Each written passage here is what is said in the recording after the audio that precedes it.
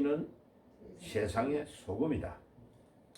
세상의 소금이고 빛이다 라고 말했는데 주님께서 내용이 많기 때문에 소금에 대해서 먼저 말씀을 드리고자 합니다. 이 세상에 그 많은 물질 중에 왜 우리 주님께서 우리를 세상의 소금이라고 했을까? 자, 소금이 될 거다 이렇게 말 안 했고 우리 주님께서 우리는 세상의 소금이다. 그러니까 우리의 신분이 우리 자신이 바로 소금이다 라고 말씀하신 것입니다. 그래서 이것은 마태복음 5장에도 나오고 마가복음 9장 50절 누가복음 14장에도 동일하게 우리 예수님께서 우리에게 세상의 소금이다 라고 말씀하신 것입니다. 자, 그 제일 중요한 이유 중에 하나는 소금은 자기가 음식물이나 물에 들어가서 녹아야 그 맛을 내게 한다. 그러니까 자기가 다른 사람을 위해서 희생해야 된다는 겁니다. 그러니까 우리 예수 믿는 사람은 벌써 다른 사람을 위해서 자신을 녹여야 된다. 희생해야 된다는 게 전제되어 있는 거죠. 그죠? 자, 그러면 소금이다 라는 단어가 영어로 salt라는 단어예요. salt. 그런데 이 소금이라는 단어의 뜻에서 영어에 봉급을 준다 할 때 봉급, 급여를 준다 그러잖아요. 그래서 직장 다니는 봉급장이를 샐러리맨이라고 합니다. 샐러리. 그래서 이 샐러리라는 영어의 이 샐러리라는 단어가 앞에 있는 SAL이라는 이 단어가 사전을 찾아보면 영어 사전 중에 제일 유명한 웹스터라는 사전에 찾아보면 솔트에서 나왔다, 소금에서 나왔다라고 딱 명기되어 있습니다. 그래서 어제도 제가 너무 오랜만이라서 웹스터 사전을 딱 찾아봤어요. 정확하게 이 솔트라는 단어에서 앞에 있는 그 다음에 샐러리라는 단어에 SAL이라는 단어가 나와서 봉급이라는 뜻이 여기에서 나왔다. 로마 군인에게 국가가 봉급을 줄 때 소금으로 준 경우가 오랫동안 유지가 됐습니다. 왜냐하면 이 소금이 생활을 하는데 가장 긴요하니까 소금을 주면 그 소금을 가지고 가서 다른 물건과 바꾸기도 하고 팔아서 돈을 만들어 가지고 쓰기도 하고, 그러니까 그 생계에 가장 직결되는 의식주에 가장 직결되는 것이 소금이었기 때문에 군인들에게 봉급을 소금으로 준 것입니다. 그러니까 우리 예수님께서 우리에게 너희는 소금이다, 너희는 세상의 소금이다, 이 말은 우리가 얼마나 중요한지, 우리 하나님의 백성들, 자녀들이 얼마나 중요한지 이 세상에 가장 긴요하고 가장 중요한 소금과 같은 존재다, 이런 뜻으로 주님께서 말씀을 하신 것입니다. 자, 그러면 오늘 이 본문의 이 소금은 맛을 낼 때 꼭 필요하니까 소금이라는 의미가 포함이 되어 있고, 소금이라고 예수님이 비유한 말씀 중에는 이 소금은 열왕기하 2장 21절에 보면 엘리사 선지자가 여리고에 갔는데 여리고의 백성들이 샘물에 물이 너무 쓴 겁니다. 그리고 이 물이 정상적이지 않으니까 그 사람들이 가뜩이나 어려운 환경에 물 때문에 너무 고민을 하니까 깨끗한 그릇에 소금을 가지고 오라고 엘리사 선지자가 말합니다. 그래서 소금을 가지고 오니까 그 소금을 물에다가 탁 넣어가지고 뿌렸습니다. 그런데 그 물이 완전히 해독이 돼가지고 물이 너무나 좋은 물로 바뀐 이야기가 열왕기하 2장 21절에 나옵니다. 한번 볼까요? 열왕기하. 열왕기하는 어디에 있냐면 구약성경 저기 약간 중간 정도 예, 왕하라고 되어 있는데 원래는 열왕기합니다. 예, 제가 가지고 있는 성경은 563페이지에 있습니다. 열왕기하. 예, 2장 21절인데 19절에 보면 그 성, 그러니까 여리고성을 말합니다.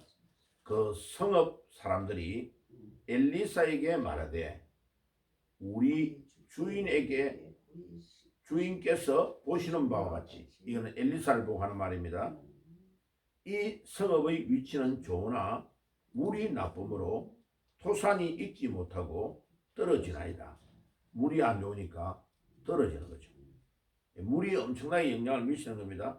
엘리사가 이르되 새 그릇에 소금을 담아 내게로 가져오라 하며 곧 가져온지라. 엘리사가 물 근원으로 나아가서 소금을 그 가운데 던지며 이르되 여호와의 말씀이 내가 이 물을 고쳤으니 이로부터 다시는 죽음이나 열매 맺지 못함이 없을지니라 하셨느니라 하니 그 물이 엘리사가 한 말과 같이 고쳐져서 오늘에 이르렀더라. 와, 엘리사가 대단한 인물입니다. 그러니까 자기 스승 엘리야의 은사를, 갑절의 은사를 꽃배기로 주시옵소서라고 기도했는데 하나님이 주셔서 제자 엘리사가 딱 이 여리고 성의 물을 딱 고쳐준 겁니다. 소금을 딱 뿌려가지고 고쳐버린 겁니다. 자, 그 다음에 이제 사도행전 27장을 한번 가보세요. 굉장히 중요합니다. 신약성경 사도행전 27장. 자, 이 소금은 부패를 방지하고 해독하는 역할도 하지만 이 소금은 사람의 생명과도 직결됩니다. 자, 지금도 의학적으로 우리 몸 안에 인체에 혈관에 소금이 딱 모자라면 죽어버립니다.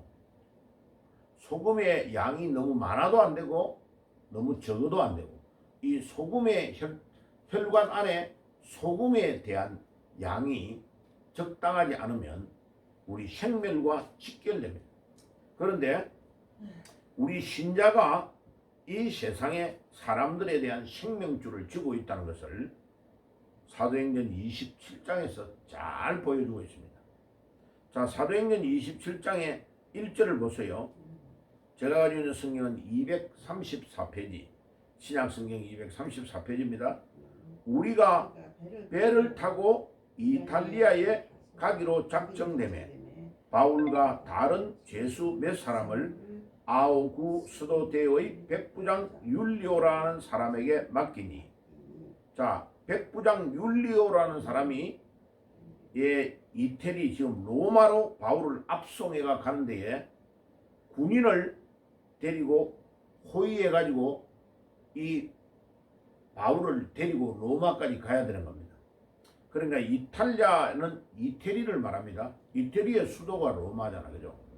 거기에 바울이 예루살렘에서 계속 유대인들이 자기를 모함해가지고 죽이려고 하니까 바울이 죄도 없는데 나는 로마에 가서 황제에게 재판을 받겠다라고 로마 시민권을 가지고 있었기 때문에 바울이 로마 시민권을 가지고 있는 로마인으로서 나는 유대인에게 재판을 안 받고 로마 황제에 가서 재판을 받겠다 하고 신청을 하니까 로마에서 명령이 내려온 겁니다.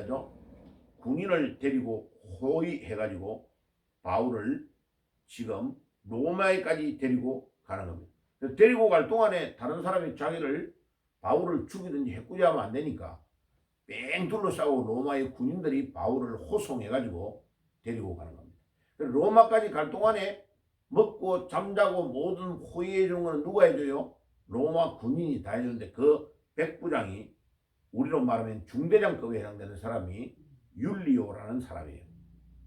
이제 그 배를 상선을 일반 배를 타고 가는데 다른 사람들도 있는데 바울을 호위하는 군인을 데리고 가는 것은 책임자는 율리오라는 백부장이에요. 그러니까 율리오가 어떻게 명령을 내리느냐에 따라서 배가 지금 갈 수도 있고 안 갈 수도 있고 그러는 거예요. 그런데 이제 제가 지도를 보여드릴게요. 이제 어디에 지금 와 있느냐 하면은 바울이 지금 이제 배를 타고 여기에 그레데라는 이 섬, 지중해 가운데 있는 이 섬에 지금 오른쪽에 여기는 터키고 터키에 있는 아시아 도라는 데예요. 여기가 소아시아라는데 여기서 에베소 뭐 이런 데가 다 여기에 있어요. 그래서 여기서 딱 건너면 여기가 이제 이 마케도니아라는 데가 여기에 있고 여기가 그리스예요. 그리스. 여기가 아가야도라는 데가 있고 우리가 성경에 배우고 있는 고린도가 여기에 있고 데살로니가가 여기에 있죠. 자, 그런데 요 앞쪽에 있는 요 섬을 요렇게 예루살렘 있는데 여기서 검은 줄을 따라서 지금 바울이 요래가 터키의 해안에서 이제 배가 요리 가가지고 이 그레데 만항에 있는 섬에 있는 미항이라는 데 딱 도착이 돼 있는 거죠. 자, 근데 여기서 겨울이 굉장히 바람이 심하고 그러니까 바울이 기도하는 중에 여기에서 겨울을 나고 가야 된다. 안전하게. 예. 이제 겨울이 지나가기를 여기서 기다려야 된다.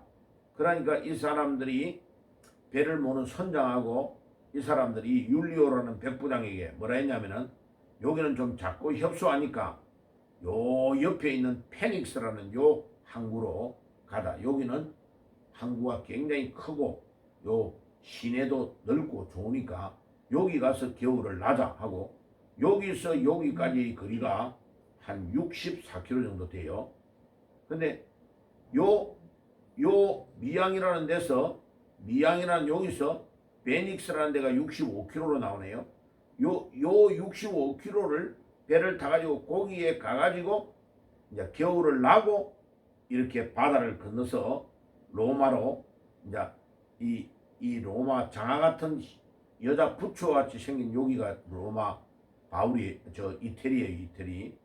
그래가지고 여기서 이제 요렇게 가가지고 보디올이라는 데를 가가지고 육로로 로마로 가려고 하는 거예요. 자, 그런데 이 미양이라는 여기서 바울이 이 미양에서 그냥 우리가 겨울을 나야지 베닉스로 가면 안 된다. 기도해 보니까 하나님께서 이쪽에 엄청나게 지금 유라굴로라는 이 막 그 태풍이 몰아오기 때문에 위험하다. 안 된다고 말했는데 바울의 말을 안 듣는 거예요. 봐요. 자, 9절에 보세요. 여러 날이 걸려 금식하는 절기가 이미 지났으므로 바울은 금식하며 기도하고 지금 가고 있는 거예요. 항해하기가 위태한지라 바울이 그들을 권면하여 말하되 여러분이여 내가 보니 이번 항해가 하물과 배만 아니라 우리의 생명에도 타격과 많은 손해를 끼치리라 하되 백부장이 선장과 선주의 말을 바울의 말보다 더 믿더라. 봐요. 배를 운행하는 배 선장과 그 배의 주인 선주가 하는 말을 백부장이 더 듣고 바울의 말을 무시해요. 그러니까 봐요. 기도하는 주의 종이 기도하고 하나님이 음성을 들려주는 음성을 딱 해서 지금 여기서 떠나면 안 된다. 이 항구에서 겨울을 나자라고 말하는데 바울의 말을 안 듣고 간 거예요. 자, 그러니까요. 13절 남풍이 순하게 불매 그들의 뜻을 이룬 줄 알고 닻을 감아 그레데 해변을 끼고 항해하더니 이제 65km를 더 가려고 딱 배를 띄웠는데 바람이 확 몰아쳐가지고 이 유라굴라라는 이 폭풍에 휘말려가지고 배가요 완전히 딴 데로 가버려요. 그래가지고 얼마 안 돼요. 섬 가운데로부터 유라굴라라는 강풍이 크게 불어서 배가 막 완전히 다 깨져버린 겁니다. 그래가지고 20절에 보세요. 여러 날 동안에 해도 별도 보이지 아니하고 큰 풍망이 그대로 있음에 구원의 여망이 없어졌더라. 이제 다 죽는 줄 아는 거예요. 그런데 바울이 계속 거기에서 기도를 하니까 22절에 보세요. 내가 너희를 권하노니 이제는 안심하라. 이제 바울이 막 기도하고 배가 막 파산이 되는 이제 생명의 위협이 있는 그 상황에 바울은 계속 배 안에서 기도를 하고 있는 거죠. 그러니까 너희 중에 아무도 생명에는 아무런 손상이 없겠고 오직 배뿐이라. 배가 완전히 박살이 날 거라는 거예요. 자, 23절 한번 읽어볼까요? 시작. 내가 속한 바 곧 내가 섬기는 하나님의 사자가 어젯밤에 내 곁에 서서 말하되 바울아 두려워하지 말라. 내가 가이사 앞에 서야 하겠고 또 하나님께서 너와 함께 항해하는 자를 다 내게 주셨다 하였으니. 봐요, 이 엄청나게 중요한 말입니다. 바울이 지금 로마로 향하여 가가지고 바울이 로마에서 복음을 전해야 되기 때문에 하나님께서 바울아 두려워하지 말아라. 절대로 이 배 안에 있는 사람들은 한 명도 안 죽는다. 하나님께서 너와 함께 항해하는 자를 다 누구에게 붙였다고요? 누구에게? 바울 내게 주셨다. 바울에게 다 맡겨놨다는 거예요. 그러니까 바울이 이 배의 목숨줄을 잡고 있는 핵심 멤버라는 것을 하나님이 말하는 거예요. 그래서 제가요 이 비행기를 한 600번 정도 탈 때마다 딱 내 자리에 딱 앉아서 비행기가 이제 뜨기 시작하는 방송이 딱 나오면 제가 이 사도행전 27장 24절의 말씀을 딱 붙잡고 매일 기도했어요. 하나님, 바울이 아드나 무떼노 배, 2절에 보면 배 이름이 아드나 무떼노라고 해요. 그죠? 예. 이 아드나 무떼노, 다른 말로 표현하면 알렉산드리아호예요. 이 알렉산드리아호, 아드나 무떼노라는 배를 타고 갈 때에 유라굴라라는 강풍을 만나서 배가 완전히 파손되는데 하나님이 바울 때문에 거기에 있는 사람들을 다 목숨을 건져주셨던 것처럼 주님, 오늘도 이 비행기가 이륙하고 착륙할 때까지 아무런 어려움이 없이 이 비행기 안에 들어있는 모든 사람을 주님이 저에게 붙여주신 줄 믿습니다. 제가 가는 곳마다 복음 전하는데 어려움이 없도록 주님이 함께 해주실 줄 믿습니다. 하고 항상 제가 이 말씀을 사도행전 27장 24절의 말씀을 붙잡고 기도했어요. 야, 놀라운 거는요. 600번 타는 동안 한 번도 비행기가 문제가 온 적이 없어요. 뭐 예를 들면 저 미국 가는데 내 옆에 저 비행기 조종 기장의 그 아버지가 청주 사람인데 아들이 효도 관광 시켜준다고 시카고로 모시고 간 거예요. 그런데 아니 이 사람이 이 아저씨가 딱 옆에 탔는데 한참 가다가 저기 앵커리지 저기 러시아 있는데 이제 해가지고 앵커리지 있는데 거기서 이렇게 미국 본토로 쫙 가는 그 항공에서 갑작스레 목사님 배가 아프다는 거예요. 그래가지고 이제 방송 안에서 막 기장에게 연락이 돼가 이제 막 방송으로 기내에 의사 선생님이나 한의사 선생님이나 누가 그런 분이 있으면 좀 와주세요. 그러니까 아무리 해도 거기에 탄 사람이 아무도 의사가 없는 거죠. 그래서 제가 목사인데 기도해 주겠다고. 그러고 내가 기도하고 그 사람 막 배가 막 뒤틀려가지고 아파서 죽는 거야. 그래가지고 이제 막 안에 있는 사무장하고 막 그 공항에 있는 사람들 이제 지상으로 무전을 친 거예요. 이 한 명이 급하게 아파서 해야 되는데 내리는 게 어디에 가까운 데로 내리는 게 좋으냐? 시카고 항까지를 그 공항까지를 직접 가는 게 좋으냐?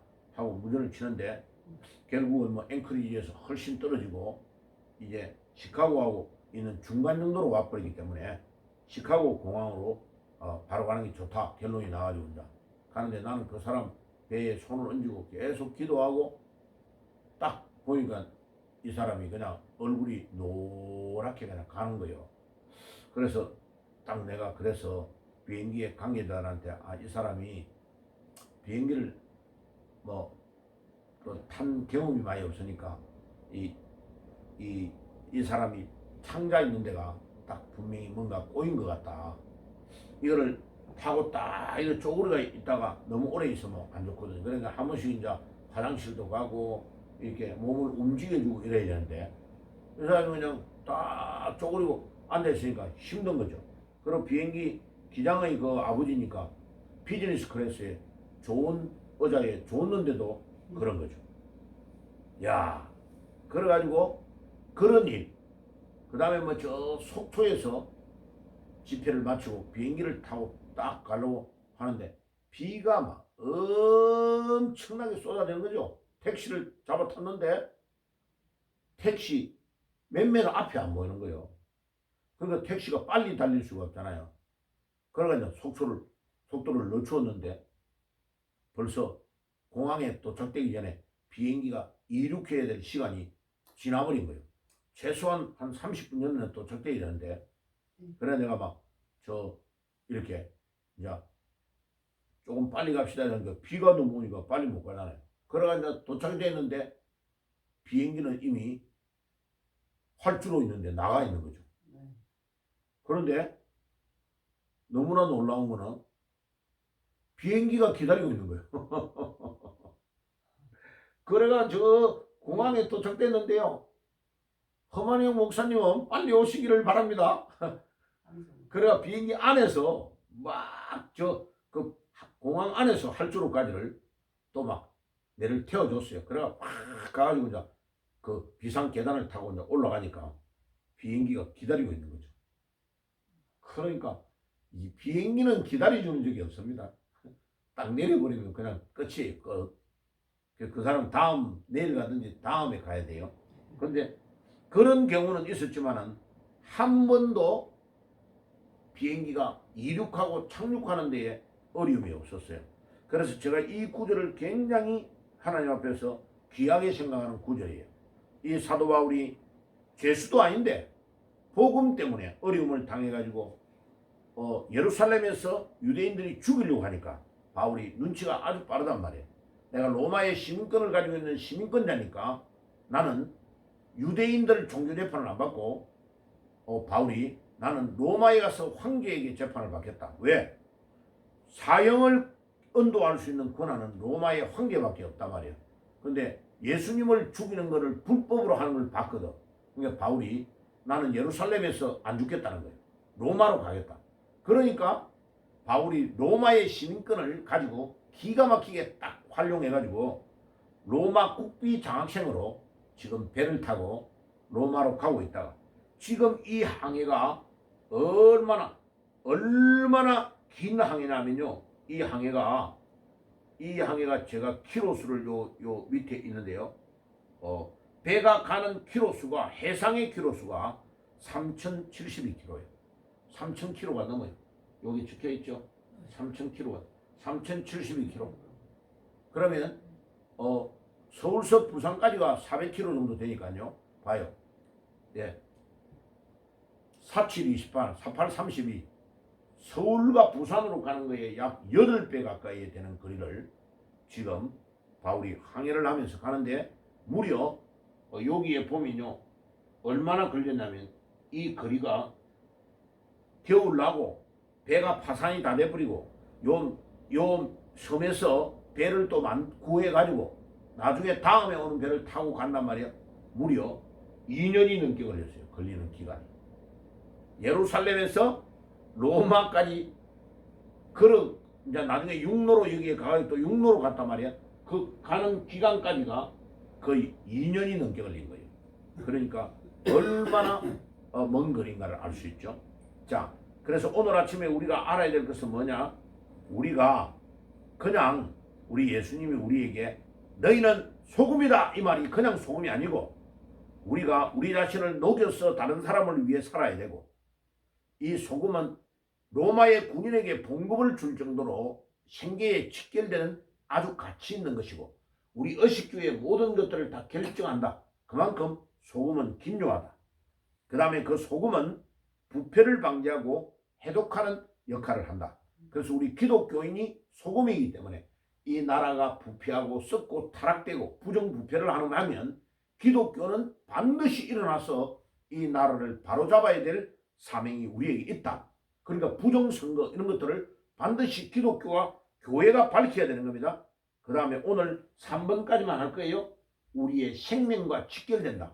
그러니까 바울 한 명 때문에 저 배 안에 타 있는 모든 사람이 한 명도 안 죽고 살아난 겁니다.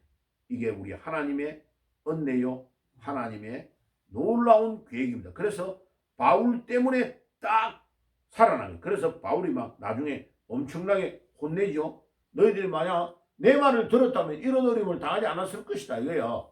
근데 왜 내가 기도하고 하나님이 떠나면 안 된다고 하는데 선주와 선장의 말만 듣고 배를 띄워가지고 이런 어려움이 왔냐. 그러니까 이제 그 다음부터는 율리오라는 이 백부장이요 바울을 완전히 하나님 모시듯이 모시고 다니는 겁니다. 그래 나중에 이제 멜리데 섬에 있을 때에 또 그 뒤에 보면 28장에 기적이 일어납니다. 그 뒤에 읽으면요 27장 뒷부분에 보면요 막 추워가지고 이제 멜리데에 불을 피웠단 말이에요. 근데 그 안에서 독사가 막 나온 거예요. 독사가 나와서 저 바울의 손을 꽉 무는데 그 멜리데 섬의 사람들이 저 사람은 바다에서 안 죽고 살아났는데 육지에 와서 결국은 죽는구나. 독사가 자기를 물어대는 걸 보고. 그런데 바울이 독이 퍼지질 않고 아무런 문제 없이 살아가 있으니까 이제 바울을 신이라고 말합니다. 멜리데 섬에서. 그래 멜리데 섬의 추장의 그 집에 있는 사람들을 또 낫게 해주는 일 때문에 그 멜리데 섬에서 놀라운 복음의 운동이 일어나고 바울 때문에 나중에 새로운 배가 와가지고 떠날 때에 먹고 배를 타고 갈 동안에 필요한 모든 것들을 멜리데 섬의 사람들이 다 배 위에 올려줍니다. 그러니까 봐요. 바울이 그 배를 타고 가는 모든 사람의 생명줄을 가지고 있는 소금이다. 소금. 하나님이 우리에게 이 땅 위에 우리가 기도하고 믿음으로 진짜 살면 우리가 가는 데마다 그 집단이 그 단체가 복을 받고 우리가 축복하면 축복이 임하고 우리가 있는 가정 우리가 가는 곳마다 놀라운 기적의 역사가 일어날 줄 믿습니다. 그래서 주님이 우리를 소금이다. 소금. 여러분들이 오늘도 소금인 것을 믿으시고 오늘도 믿음으로 하루를 승리하는 하루가 되시기를 주의 이름으로 축복합니다. 아멘. 기도하겠습니다. 주님 감사합니다. 오늘도 우리는 소금이다. 우리의 신분이 소금이라고 주님이 말씀하셨습니다. 주님 오늘도 주님의 그 말씀대로 소금 같은 인생을 살아갈 수 있도록 도와 주옵소서. 예수님의 이름으로 기도드리옵나이다. 아멘.